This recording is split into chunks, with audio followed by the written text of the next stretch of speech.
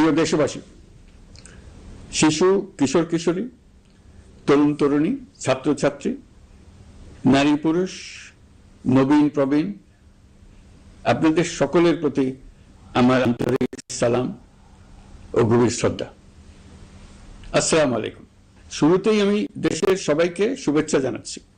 দীর্ঘ 17 বছর পর একটি উৎসব মুখর, অংশগ্রহণমূলক ও শান্তিপূর্ণ জাতীয় নির্বাচন সফলভাবে সম্পন্ন করার জন্য এই নির্বাচনের মাধ্যমে জনগণ, ভোটার, রাজনৈতিক দল, প্রার্থী, নির্বাচন সংশ্লিষ্ট প্রতিষ্ঠান ও আইনশৃঙ্খলা বাহিনী সম্মিলিতভাবে একটি প্রশংসনীয় নজির সৃষ্টি করেছে।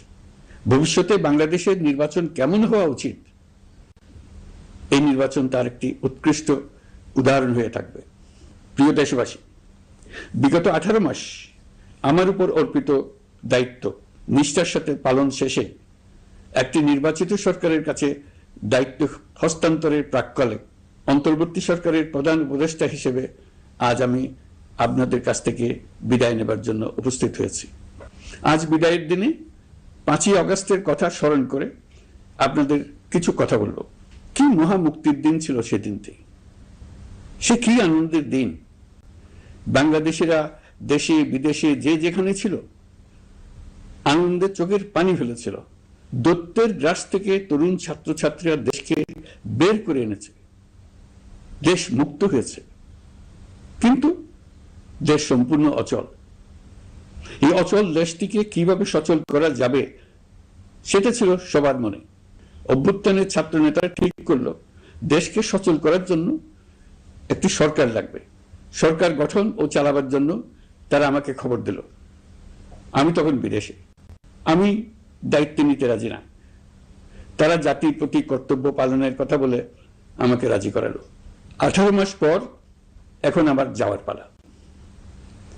আমি আজ আমার কাজ হতে বিদায় নিতে আপনাদের সামনে এসেছি। আমাদের প্রথম কাজ ছিল দেশকে সচল করা।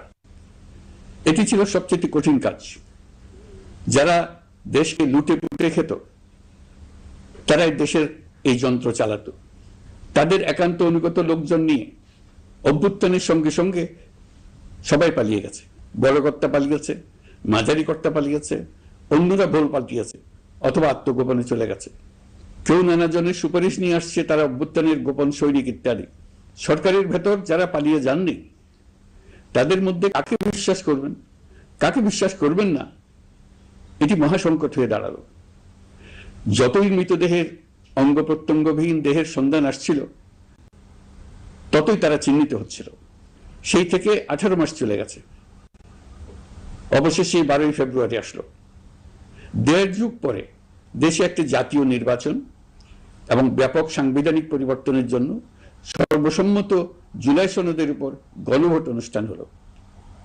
এই নির্বাচনে উৎসব মুখর পরিবেশ, দেশের সর্বত্র একটা ঈদের পরিবেশ ছিল যা আমাদের ইতিহাসে স্মরণীয় হয়ে থাকবে। এই প্রতিদ্বন্দ্বিতামূলক নির্বাচনে যারা জয়ী হয়েছেন তাদের আমি অভিনন্দন জানাচ্ছি। যারা পরাজিত হয়েছেন তাদেরকেও আমি অভিনন্দন জানাচ্ছি। হার জিতেই হলো গণতন্ত্রের সৌন্দর্য। যারা জয়ী হয়েছেন তারা মোট ভোটের প্রায় অর্ধেক পেয়েছেন। যারা জয়ী হতে পারেননি তারাও মোট ভোটের অর্ধেক পেয়েছেন। যারা জয়ী হতে পারেননি তারা এই জেনে আশ্বস্ত হবেন যে প্রায় অর্ধেক ভোটার আপনাদের উপর আস্থা রেখেছে। আগামী দিন নতুন সরকার দায়িত্ব গ্রহণ করবে। এর মাধ্যমে আমাদের 18 মাসের দায়িত্বের সমাপ্তি হবে। 24শে জুলাই মাসে বাংলাদেশের মানুষ এক অভূতপূর্ব অভ্যুত্থানের মধ্য দিয়ে তাদের মুক্তি, আকাঙ্ক্ষা ও মর্যাদার দাবি উচ্চারণ করেছিল। সেই সময় দেশ একটি গভীর রাজনৈতিক, অর্থনৈতিক, প্রাতিষ্ঠানিক ও মানবিক সংকটে নিপতিত ছিল। রাষ্ট্রযন্ত্রের উপর মানুষ আস্থা হারিয়ে ফেলেছিল। গণতন্ত্র হয়েছিল ধূলিসাৎ, ভবিষ্যৎ ছিল অনিশ্চিত। ঠিক সেই সংকটময় সময়ে আমাকে আহ্বান জানানো হয়েছিল একটি লক্ষ্য সামনে রেখে বাংলাদেশকে আবার স্বাভাবিক জীবনে ফেরানোর জন্য 3টি দায়িত্ব দেওয়া হয়েছিল: সংস্কার, বিচার এবং নির্বাচন। আমি ও আমার সহকর্মীরা সবাই আমরা সেই অঙ্গীকার রক্ষার চেষ্টা করে গেছি। কোথায় কতটুকু সাফল্য অর্জন করতে পেরেছি, কোথায় ব্যর্থ হয়েছি, সে বিচারের ভার আপনাদের উপর থাকলো। আমাদের প্রচেষ্টায় কোনো ঘাটতি ছিল না।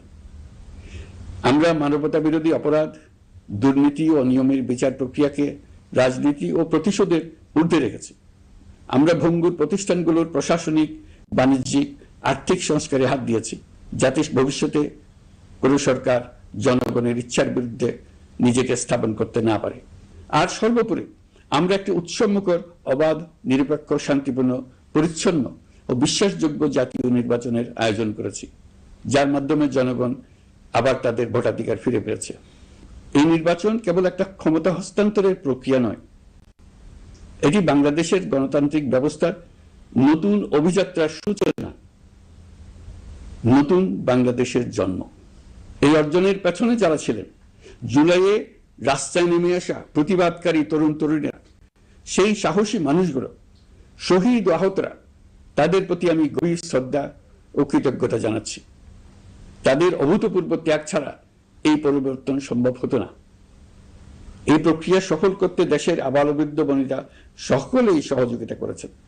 প্রাতিষ্ঠানিক দিক থেকে দেশের রাজনৈতিক দলসমূহ, নির্বাচন কমিশন, সকল আইনশৃঙ্খলা বাহিনী, সশস্ত্র বাহিনী, সরকারি কর্মকর্তা কর্মচারী ও প্রশাসনের প্রতিটি স্তরের সদস্যরা আন্তরিক সহযোগিতা করেছেন। আপনাদের প্রতি আমার আন্তরিক কৃতজ্ঞতা রইল। আপনাদের ধৈর্য, পেশাদারিত্ব ও আস্থার উপর ভর করেই এই পথ চলা সম্ভব হয়েছে। প্রিয় দেশবাসী, 24-এর গণঅভ্যুত্থানের সময় দেয়ালে দেয়ালে তরুণরা যে নতুন বাংলাদেশের স্বপ্ন এঁকেছিল, তার কেন্দ্র ছিল প্রাতিষ্ঠানিক সংস্কার। সেই প্রত্যাশা বাস্তবায়নে অন্তর্বর্তী সরকার প্রায় 130টি নতুন আইন ও সংশোধনী প্রণয়ন করেছে এবং প্রায় 600টি নির্বাহী আদেশ জারি করেছে, যা প্রায় 84% ইতিমধ্যে বাস্তবায়িত হয়েছে। এই সংস্কার সমূহ নাগরিক অধিকারকে সংহত করেছে, বিচার ব্যবস্থাকে শক্তিশালী করেছে এবং গুম, খুন ও বিচার বহির্ভূত হত্যার সংস্কৃতি যেন আর কখনো ফিরে না আসে সেটা নিশ্চিত করেছে। আমরা দায়িত্ব গ্রহণের সময় দেশের আইন শৃঙ্খলা পরিস্থিতি ছিল অত্যন্ত ভঙ্গুর। থানাগুলো ছিল পুলিশ শূন্য, জনগণের মধ্যে আস্থার বদলে ভয় ও শঙ্কা তৈরি হয়েছিল। ধাপে ধাপে আমরা সেই অবস্থার পরিবর্তন ঘটিয়েছি। আজ পুলিশ আর মারণাস্ত্র ব্যবহার করে না, বেআইনিভাবে কাউকে তুলে নিয়ে যায় না, বন্দুকযুদ্ধের নামে হত্যা করে না, পুলিশ ও গোয়েন্দা বাহিনীর ভয়ে কাউকে ডিলিট বাটন চাপতে হয় না। জনবান্ধব ও জবাবদিহিমূলক বাহিনী হিসেবে 2025 প্রণয়ন করা হয়েছে। বিচার বিভাগকে স্বাধীন ও শক্তিশালী করতে পৃথক সচিবালয় গঠন, বিচারক নিয়োগের স্বচ্ছ কাঠামো এবং দেওয়ানি ও ফৌজদারি আইনে যুগান্তকারী সংস্কার করা হয়েছে। সেপারেশন অব জুডিশিয়ার জন্য মাজদার হোসেন মামলার রায় আমরা বাস্তবায়ন করে গেলাম। গুমকে মানবতার বিরুদ্ধে অপরাধ হিসেবে স্বীকৃতি দিয়ে আন্তর্জাতিক অপরাধ ট্রাইব্যুনাল আইন সংশোধন করা হয়েছে। বিচার প্রক্রিয়াকে স্বচ্ছ করতে রায় সরাসরি সম্প্রচারের সুযোগ, বিদেশি আইনজীবী নিয়োগ এবং অন্তর্বর্তী আপিলের বিধান যুক্ত করা হয়েছে। বাংলাদেশ যেন আর কখনো মানবাধিকারহীন রাষ্ট্রে পরিণত না হয় সেই লক্ষ্যে জাতীয় মানবাধিকার কমিশন অধ্যাদেশ জারি করা হয়েছে এবং কমিশন গঠন করা হয়েছে। প্রিয় দেশবাসী, একটি সমাজ তখনই উন্নত হয় যখন তার নারীরা নিরাপদ, সম্মানিত ও সমান অধিকার প্রাপ্ত। উন্নয়ন তখনই টেকসই হয় যখন নারীরা সিদ্ধান্ত গ্রহণে, অর্থনীতিতে, শিক্ষায় ও নেতৃত্বে সমানভাবে অংশ নিতে পারেন। যে নতুন বাংলাদেশের স্বপ্ন আমরা দেখছি, নারীদের অগ্রযাত্রা ছাড়া তা গড়ে তোলা সম্ভব নয়। নারী ও শিশু সুরক্ষা, যৌন হয়রানি প্রতিরোধ অধ্যাদেশ, পারিবারিক সহিংসতা প্রতিরোধের অধ্যাদেশ এবং নারী ও শিশু নির্যাতন দমন আইন সংশোধন করা হয়েছে। নতুন এসব আইনের মাধ্যমে কর্মক্ষেত্রে ও শিক্ষা প্রতিষ্ঠানে নারীদের হয়রানি প্রতিরোধ ও সুরক্ষা আবার নিশ্চিত করার পথ সুগম করা হয়েছে। প্রিয় দেশবাসী, অভ্যুত্থান পরবর্তী এক উত্তাল সময়ে দেশকে ধীরে ধীরে স্বাভাবিক ধারায় ফিরিয়ে আনতে আমাদের সশস্ত্র বাহিনীর সৈন্যরা যে ধৈর্য, পেশাদারিত্ব ও দায়িত্ববোধের পরিচয় দিয়েছে, তার জন্য দেশবাসীর পক্ষ থেকে আমি তাদের প্রত্যেককে আন্তরিক ধন্যবাদ জানাচ্ছি। একই সঙ্গে বিশেষভাবে উল্লেখ করতে চাই, যখনই কোনো সংকটময় পরিস্থিতির উদ্ভব হয়েছে, তখনই দেশের রাজনৈতিক নেতৃত্ব আমাদের আহ্বানে তাৎক্ষণিকভাবে সাড়া দিয়েছেন এবং সহযোগিতার হাত বাড়িয়ে দিয়েছেন। এই পারস্পরিক দায়িত্ববোধ ও সংযমই দেশকে অস্থিরতার পথ থেকে স্থিতিশীলতার দিকে এগিয়ে নিতে সহায়ক হয়েছে। স্বৈরাচারের 16 বছরে এই দেশের রাজনৈতিক নেতাকর্মীরা যে ভয়াবহ নিপীড়ন, মামলা, হামলা, গুম ও হত্যার শিকার হয়েছেন, তা আমাদের জাতির জন্য এক গভীর বেদনাদায়ক শিক্ষা। এই অভিজ্ঞতা আমাদের স্মরণ করিয়ে দেয়, যাতে ভবিষ্যতে আর কখনো কোনো জালেম মাথাচাড়া দিয়ে উঠতে না পারে, যেন আর কখনো ফেসিবাদ প্রতিষ্ঠিত না হয়, শত শত আইনাঘর সৃষ্টি না হয়, বিচার বহির্ভূত হত্যা ফিরে না আসে। সেই জন্য কেবল রাজনৈতিক অঙ্গীকারই যথেষ্ট নয়, প্রয়োজন ন্যায় বিচার নিশ্চিত করার লক্ষ্যে বিচার ব্যবস্থা ও রাষ্ট্রীয় কাঠামোর মৌলিক ও গভীর সংস্কার। এই উপলব্ধি থেকেই অন্তর্বর্তী সরকার তার সংস্কার কর্মসূচিকে সর্বোচ্চ অগ্রাধিকার দিয়েছে। প্রিয় দেশবাসী, ফ্যাসিস্ট সরকারের 16 বছরের নিপীড়ন ও জুলাইয়ের রক্তাক্ত স্মৃতি এখনো আমাদের মাঝে তাজা হয়ে আছে। যারা ভয়াবহ নিপীড়ন ও নির্যাতন চালিয়েছে তাদের বিচার করা এবং যেন আর কেউ এ ধরনের দুঃশাসন কায়েম করতে না পারে সেটা নিশ্চিত করা আমাদের গুরু দায়িত্ব। বিচার একটা চলমান প্রক্রিয়া। একাধিক ট্রাইব্যুনাল বর্তমানে সক্রিয়ভাবে কাজ করছে। ইতিমধ্যে একাধিক মামলার রায় ঘোষণা হয়েছে। আন্তর্জাতিক অপরাধ ট্রাইব্যুনালে ফ্যাসিবাদের সময় দেশে যে গুমের সংস্কৃতি গড়ে উঠেছিল, সেই ভয়াবহ মানবাধিকার লঙ্ঘনের বিচারও শুরু হয়েছে। বেশ কিছু মামলার বিচারিক কার্যক্রম এখন শেষের পথে। আমরা আশা করছি আগামী দিনগুলোতেও বিচারিক প্রক্রিয়া অত্যন্ত নিরপেক্ষ ও স্বচ্ছতার সঙ্গে এগিয়ে যাবে। প্রিয় দেশবাসী, অন্তর্বর্তী সরকারের সবচেয়ে বড় অর্জন জুলাই সনদ, যার ভিত্তিতে গণভোটে বিপুল সংখ্যাগরিষ্ঠতা তা বাস্তবায়নের সিদ্ধান্ত দিয়েছে দেশের মানুষ। জুলাই সনদের বাস্তবায়ন হলে ফ্যাসিবাদ ফিরে আসার পথগুলো চিরতরে বন্ধ হয়ে যাবে। আশা করব এটা নির্ধারিত সময়ের সীমার মধ্যেই বাস্তবায়ন হবে। অন্তর্বর্তী সরকারের ছোট বড় ভালো মন্দ অনেক কথা ভুলে গেলেও জুলাই সনদের কথা জাতি কখনো ভুলবে না। এই সনদ রচনা এবং গণভোটে পাশ করানোর জন্য আমি সকল রাজনৈতিক দল, সামাজিক সংগঠন, অধিকার রক্ষা প্রতিষ্ঠান যারা অক্লান্ত পরিশ্রম করেছে তাদের সবাইকে আজ অভিনন্দন জানাচ্ছি। এই নির্বাচনে প্রথমবারের মতো প্রবাসীদের ভোট দেওয়ার সুযোগ সৃষ্টি করা হয়েছে। যখন একজন ভোটার গর্ব করে এই নির্বাচন ও গণভোটে ভোট দেওয়ার অভিজ্ঞতা সোশ্যাল মিডিয়ায় বলে, তখন একজন নাগরিক হিসেবে আমি আনন্দ ধরে রাখতে পারি না। আমি আশা করি এই প্রক্রিয়ায় ভবিষ্যতে আরো অনেক বেশি প্রবাসীরা নিশ্চিন্তে অংশগ্রহণ করতে পারবে। প্রিয় দেশবাসী, আমরা দায়িত্ব গ্রহণের সময় অর্থনীতি ছিল বিপর্যস্ত, ব্যাংকিং ব্যবস্থা ভেঙে পড়েছিল, অর্থ পাচার ছিল লাগামহীন। আমরা রাজস্ব ব্যবস্থাপনা, করনীতি, মুদ্রা ব্যবস্থাপনা, আর্থিক খাতে কাঠামোগত সংস্কার এনেছি। তলাবিহীন অর্থনীতি আমাদের জন্য রেখে গিয়েছিল আগের ফ্যাসিবাদী সরকার। কেন্দ্রীয় ব্যাংক বাণিজ্য ব্যাংককে ফতুর করে দিয়ে গেছে, $234 বিলিয়ন পাচার করে নিয়ে গেছে, বিশাল ঋণের বোঝা রেখে গেছে। এইসব আমাদের জানা কথা। আমরা যারা এই অর্থনীতি আবার চালু করার দায়িত্ব পেয়েছিলাম তারা দিশা খুঁজে পাচ্ছিলাম না। এখন যাবার সময় স্বস্তি পাচ্ছি যে আমরা অবস্থার মোকাবেলা করতে পেরেছি এবং নতুন অর্থনীতির বুনিয়াদ রচনা করে রেখে যেতে পারছি। এখন আর পাওনাদাররা আমাদের তাড়া করতে আসবে না। আন্তর্জাতিক লেনদেনে আমরা চোখে অন্ধকার দেখব না। আমাদের রিজার্ভের পরিমাণ এখন $34 বিলিয়ন। আমাদের দেশপ্রেমিক প্রবাসী ভাই বোনদের রেমিটেন্সের টাকায় এই রিজার্ভ ক্রমেই বাড়ছে। নিত্য প্রয়োজনীয় পণ্যের দাম নিয়ন্ত্রণে সরবরাহ বৃদ্ধি করা হয়েছে। টিসিবির কার্যক্রম সম্প্রসারিত হয়েছে। বাজার তদারকি ও মজুতদারির বিরুদ্ধে কঠোর ব্যবস্থা নেওয়া হয়েছে। এর ফলে খাদ্য মূল্যস্ফীতি উল্লেখযোগ্যভাবে কমেছে। শ্রমিক অধিকারকে মানবাধিকারের অংশ হিসেবে বিবেচনা করে আন্তর্জাতিক শ্রম সংস্থার গুরুত্বপূর্ণ কনভেনশন সমূহ অনুসমর্থন করা হয়েছে, যা কর্মক্ষেত্রে শ্রমিকের নিরাপত্তা ও মর্যাদা নিশ্চিত করবে। যুগান্তকারী নতুন শ্রম আইন প্রণয়ন করা হয়েছে। প্রবাসীরা আমাদের অর্থনীতির প্রাণশক্তি।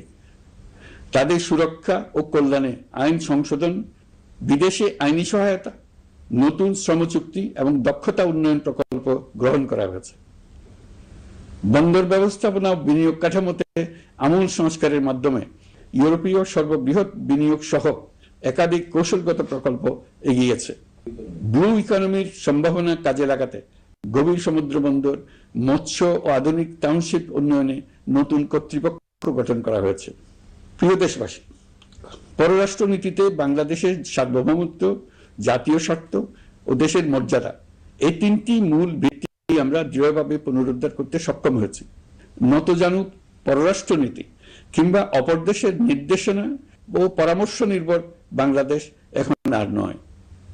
আজকের বাংলাদেশ নিজের স্বাধীন স্বার্থ রক্ষায় আত্মবিশ্বাসী, সক্রিয় ও দায়িত্বশীল।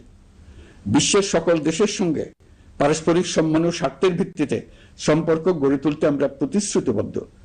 একই সঙ্গে ভারসাম্য বজায় রেখে ভবিষ্যতের জন্য প্রয়োজনীয় কৌশলগত সিদ্ধান্ত নিতে সক্ষম এমন একটি রাষ্ট্র হিসেবে বাংলাদেশ আজ নিজেকে প্রতিষ্ঠিত করে রেখেছে।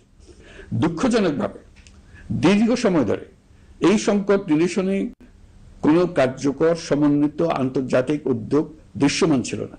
দায়িত্ব গ্রহণের পর আমরা আন্তর্জাতিক অঙ্গনে মৃতপ্রায় এই ইস্যুটিকে পুনরায় বিশ্ব মনোযোগের কেন্দ্রে নিয়ে আসতে সক্ষম হয়েছে। এই সংকটের গুরুত্ব অনুধাবন করে জাতিসংঘ আমাদের পাশে দাঁড়িয়েছে।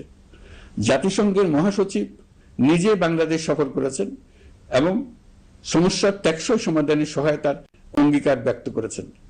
আমার অনুরোধে জাতিসংঘে রোহিঙ্গা বিষয়ে বিশেষ সভা অনুষ্ঠিত হয়েছে। প্রিয় দেশবাসী, দীর্ঘ ফ্যাসিবাদী শাসনামলে বাংলাদেশের সশস্ত্র বাহিনীর সক্ষমতা ও আধুনিকীকরণের বিষয়টি পরিকল্পিতভাবে উপেক্ষিত ছিল। আমরা অল্প সময়ের মধ্যেই সেই অবস্থার মৌলিক পরিবর্তনের সূচনা করতে পেরেছি। দায়িত্ব গ্রহণের পর থেকেই বর্তমান সরকার সশস্ত্র বাহিনীর সক্ষমতা বৃদ্ধি, আধুনিকায়ন এবং যে কোনো ধরনের আগ্রাসন কার্যকরভাবে মোকাবেলার জন্য সশস্ত্র বাহিনীকে উপযোগী করে গড়ে তোলাকে অগ্রাধিকার দিয়েছে। সশস্ত্র বাহিনীর প্রতিরক্ষা সক্ষমতা বৃদ্ধি একটি ব্যয়বহুল প্রক্রিয়া হলেও বর্তমান বৈশ্বিক বাস্তবতায় বহির্বিশ্বের সম্ভাব্য হুমকি ও আগ্রাসন মোকাবেলার জন্য এর কোনো বিকল্প নেই। এই বাস্তবতা বিবেচনা নিয়ে অন্তর্বর্তী সরকার তার সীমিত মেয়াদের মধ্যে সেনাবাহিনী, বিমান বাহিনী ও নৌবাহিনীর সক্ষমতা বৃদ্ধিতে যুগান্তকারী পদক্ষেপ গ্রহণ করেছে। আমি দৃঢ়ভাবে বিশ্বাস করি এই উদ্যোগগুলোর ধারাবাহিকতা ভবিষ্যতের নির্বাচিত গণতান্ত্রিক সরকার সমূহ অব্যাহত রাখবে, যাতে বাংলাদেশের জাতীয় নিরাপত্তা, স্বাধীনতা, সার্বভৌমত্ব, আঞ্চলিক অখণ্ডতা দীর্ঘমেয়াদে নিশ্চিত করা যায়। প্রিয় দেশবাসী, বাংলাদেশ এখন কেবল সংকট থেকে উত্তরণের গল্প নয়। বাংলাদেশ আজ অমিত সম্ভাবনার দেশ। আমাদের ছেলে মেয়েরা অসীম সম্ভাবনা নিয়ে জন্মায়। এটি সাহসী, সৃজনশীল, উদ্যমী তরুণদের দেশ। তাদের দরকার উপযুক্ত শিক্ষা, বিশ্বমানের প্রশিক্ষণ এবং এমন একটি রাষ্ট্র ব্যবস্থা যেখানে মেধা ও পরিশ্রম ও সততার মূল্য আছে। সারা বিশ্বে অর্থনৈতিক কর্মকাণ্ড পরিচালনায় প্রতি বছর বিপুল সংখ্যক দক্ষ, কর্মঠ, শৃঙ্খলাবদ্ধ কর্মীর প্রয়োজন তৈরি হচ্ছে, আর বাংলাদেশে আছে কর্মক্ষম বিপুল তরুণ সম্প্রদায়। আমরা যদি এই বৈশ্বিক চাহিদা পূরণে উপযুক্ত পদক্ষেপ গ্রহণ করি, তাহলে জাপান, কোরিয়া, মধ্যপ্রাচ্য, ইউরোপ, উত্তর আমেরিকা সহ সবাই চাইবে বাংলাদেশের তরুণ তরুণীদের শ্রম, মেধা ও সৃজনশীলতা ব্যবহার করতে। আমরা হয়ে উঠতে পারি তাদের জন্য পছন্দের একটি নির্ভরযোগ্য, দক্ষ জনশক্তি সরবরাহকারী দেশ। আমাদের খোলা সমুদ্র কেবল ভৌগোলিক সীমারেখা নয়, এটি বাংলাদেশের জন্য বিশ্ব অর্থনীতির সঙ্গে যুক্ত হওয়ার উন্মুক্ত দরজা। নেপাল, ভুটান ও সেভেন সিস্টার্সকে নিয়ে এই অঞ্চলে অর্থনৈতিক সমৃদ্ধির বিশাল সম্ভাবনা রয়েছে। অর্থনৈতিক অঞ্চল, বাণিজ্যিক চুক্তি ও শুল্কমুক্ত বাজারে প্রবেশের সুযোগের মধ্য দিয়ে এই অঞ্চলে একটি বৈশ্বিক উৎপাদন কেন্দ্র হিসেবে গড়ে ওঠা শক্তিশালী ভিত্তি প্রতিষ্ঠিত হবে। আমাদের বন্দরগুলোর দক্ষতা আন্তর্জাতিক পর্যায়ে নেবার জন্য সেরা আন্তর্জাতিক বন্দর পরিচালনা কোম্পানির সঙ্গে চুক্তির কাজে আমরা অনেক এগিয়ে এসেছি। এর দক্ষতা বাড়তে না পারলে আমরা অর্থনৈতিক অর্জনে পিছিয়ে যাব। প্রিয় দেশবাসী, সম্প্রতি বাংলাদেশের সঙ্গে যুক্তরাষ্ট্রের একটি গুরুত্বপূর্ণ দ্বিপাক্ষিক বাণিজ্য শুল্ক চুক্তি সম্পন্ন হয়েছে। এই চুক্তি কেবল একটি বাণিজ্যিক সুবিধা নয়, এটি বাংলাদেশের অর্থনীতি, কর্মসংস্থান, শিল্পায়ন এবং আন্তর্জাতিক কূটনৈতিক অবস্থানকে দীর্ঘমেয়াদে শক্তিশালী করার জন্য একটি কৌশলগত ভিত্তি হিসেবে কাজ করবে। এই চুক্তির ফলে যুক্তরাষ্ট্রের বাজারে বাংলাদেশের জন্য প্রযোজ্য পারস্পরিক শুল্ক ভার, রেসিপ্রোকাল ট্যারিফ 37% থেকে 19% কমে এসছে। এই চুক্তির একটা বিশেষ দিক হলো যুক্তরাষ্ট্রে উৎপাদিত তুলা ও কৃত্রিম তন্তু ব্যবহার করে তৈরি পোশাক পণ্যে শূন্য পারস্পরিক শুল্ক সুবিধা। এটা একটা মস্ত বড় সুবিধা। এর মাধ্যমে যুক্তরাষ্ট্রের বাজারে শুল্ক সুবিধা পাওয়ায় বাংলাদেশি পোশাক আরো কম দামে যুক্তরাষ্ট্রে প্রবেশ করবে। যুক্তরাষ্ট্রের তুলা ব্যবহারের ফলে আমাদের সরবরাহ হচ্ছে আরো বৈচিত্র্যময় ও স্থিতিশীল হবে। এটি বাংলাদেশের পোশাক শিল্পকে উচ্চ মূল্যের ও উন্নত মানের পণ্যের দিকে অগ্রসর হওয়ার সুযোগ করে দেবে। প্রিয় দেশবাসী, বাংলাদেশের অর্থনৈতিক ভবিষ্যৎ টেকসই, বৈচিত্র্যময় ও প্রযুক্তি নির্ভর করার লক্ষ্যে জাপানের সঙ্গে সম্পাদিত অর্থনৈতিক অংশীদারিত্ব চুক্তি একটি ঐতিহাসিক ও কৌশলগত অগ্রগতি। এই অংশীদারিত্বের একটি গুরুত্বপূর্ণ সুফল হল উৎপাদন ও রপ্তানির বহুমুখীকরণ। জাপানের সঙ্গে সহযোগিতার ফলে অটোমোবাইল যন্ত্রাংশ, ইলেকট্রনিক্স, রেলওয়ে সরঞ্জাম, গ্রিন টেকনোলজি এবং উচ্চ মূল্যের শিল্পপণ্যে বাংলাদেশ ধাপে ধাপে যুক্ত হতে পারবে। এতে আমাদের ঝুঁকি কমবে এবং বৈশ্বিক বাজারে বাংলাদেশের অবস্থান আরো শক্তিশালী হবে। পৃথিবীর শিল্পোন্নত দেশগুলো আমাদের দেশে বিনিয়োগ করবে শুধু জাপানে শুল্কমুক্ত রপ্তানির সুবিধা গ্রহণ করার জন্য। প্রিয় দেশবাসী, আমরা চীনের সাথে আমাদের উন্নয়ন সহযোগিতা গভীরতর করেছি। গত বছর মার্চে বেজিং এ চীনের প্রেসিডেন্ট শি জিনপিং এর সাথে বৈঠকে আমরা দুদেশের মধ্যকার কৌশলগত অংশীদারিত্বকে নতুন পর্যায়ে উন্নীত করার প্রত্যয় ব্যক্ত করেছে। ইতিমধ্যে তিস্তা নদীর সামগ্রিক ব্যবস্থাপনা ও পুনর্বাসন প্রকল্পের বিষয়ে উল্লেখযোগ্য অগ্রগতি হয়েছে। নীলফামারীতে 1000 শয্যার একটি আন্তর্জাতিক মানের হাসপাতাল তৈরিতে দুদেশ একমত হয়েছে। এই কাজটি আমরা এগিয়ে নিতে পেরেছি। আমরা এমন একটি বাংলাদেশ গড়ে তুলতে চাই যে বাংলাদেশ শুধু স্বল্প মূল্যের শ্রমনির্ভর অর্থনীতি নয়, বরং দক্ষতা ও প্রযুক্তি ও মূল্য সংযোজন ভিত্তিক অর্থনীতিতে রূপান্তরিত হবে। তবে আমি স্পষ্টভাবে বলতে চাই, এই সম্ভাবনা বাস্তবে রূপান্তরিত হলে 3টি বিষয়ের কোনো বিকল্প নেই: শিক্ষা, প্রশিক্ষণ এবং সততা। অতীতে রাষ্ট্রীয় ব্যবস্থাপনায় সীমাহীন দুর্নীতি, অসততা, অনিয়ম ও জালিয়াতিকে উৎসাহিত করা হয়েছিল। সেই সংস্কৃতি আমাদের পেছনে টেনে রেখেছিল, আমাদের বিশ্বাসযোগ্যতা ক্ষুণ্ণ করেছিল। নতুন বাংলাদেশকে সেই পথ থেকে সরে আসতে হবে। আমাদেরকে প্রতিজ্ঞাবদ্ধ হতে হবে নিয়ম মানায়, প্রতিশ্রুতি রক্ষায়, মান বজায় রাখায়, রাষ্ট্রের প্রতিটি স্তরকে দুর্নীতিমুক্ত করায়, স্বচ্ছতা ও দায়বদ্ধতা নিশ্চিত করায়। প্রিয় দেশবাসী, আমরা শূন্য থেকে শুরু করিনি, শুরু করেছি মাইনাস থেকে। ধ্বংসস্তূপ পরিষ্কার করে প্রতিষ্ঠান দাঁড় করিয়ে তারপরে সংস্কারের পথ ধরেছে। আজ অন্তর্বর্তী সরকার বিদায় দিচ্ছে, কিন্তু গণতন্ত্র, জবাবদিহিতা, বাক স্বাধীনতা, অধিকার চর্চার যে ধারা শুরু হয়েছে তা যেন কখনো থেমে না যায়। আমরা রাষ্ট্রীয় দায়িত্ব ছেড়ে গেলেও নতুন বাংলাদেশ গড়ার সার্বিক দায়িত্ব আমার, আপনার, আমাদের সবার। আমাদের সকলের দায়িত্ব দেশকে সত্যিকারের গণতন্ত্র হিসেবে পরিস্ফুটিত করা। জুলাই গণঅভ্যুত্থান আমাদের জন্য এই দরজা খুলে দিয়েছে। আমরা যদি স্বপ্ন, আকাঙ্ক্ষা ও শক্তিকে বাঁচিয়ে রাখতে পারি, তবে বাংলাদেশের অগ্রযাত্রা কেউ থামাতে পারবে না। গণঅভ্যুত্থানে যারা প্রাণ দিয়েছে, শরীরের অঙ্গ হারিয়ে দুঃসহ জীবনযাপন করছে, যাদের লাশ পুড়িয়ে ফেলা হয়েছে, যাদের লাশ এখনো খুঁজে পাওয়া যাচ্ছে না, যারা অল্পের জন্য বেঁচে গেছে, তাদের সকলের আত্মত্যাগকে এই জাতি যেন কোনোদিন ভুলে না যায়। প্রতিটি রাষ্ট্রীয় সিদ্ধান্ত গ্রহণে আমরা যেন তাদের ছবি মনে রেখে সিদ্ধান্ত নিই। আমাদের পরবর্তী প্রজন্মকে ক্ষমতাবানদের কিভাবে নিয়ন্ত্রণে রাখতে হয় সেই শিক্ষাটি যেন দিয়ে যেতে পারে। ক্ষমতাবানদের ক্ষমতা মানুষকে কিরকম মনুষ্যত্বহীন করে তুলতে পারে সেটা জাতির ইতিহাসে ধরে রাখার জন্য আমরা পলাতক প্রধানমন্ত্রীর বাসস্থান গণভবনকে জাতীয় জুলাই স্মৃতি জাদুঘর হিসেবে প্রতিষ্ঠিত করে রেখে যাচ্ছি।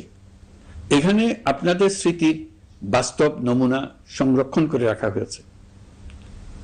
জাদুঘর যখন জনসাধারণের জন্য খুলে দেওয়া হবে, তখন আপনি যেখানেই থাকুন, দেশে থাকুন, বিদেশে থাকুন, আমি অনুরোধ করব আপনি সপরিবারে একবার এসে কিছুক্ষণ জাদুঘরে কাটিয়ে যাবেন।